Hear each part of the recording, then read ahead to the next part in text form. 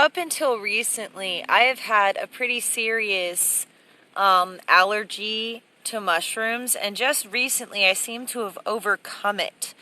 And so now I'm looking around and there are so many mushrooms, but I have no idea what kind of mushrooms these mushrooms are. Like we got these mushrooms, and these kinds of mushrooms, and these kind of mushrooms. Like, it looks like a little shelf. Like, what even?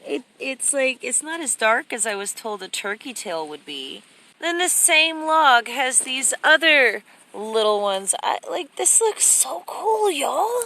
Say these are honey mushrooms, but are they? I don't know.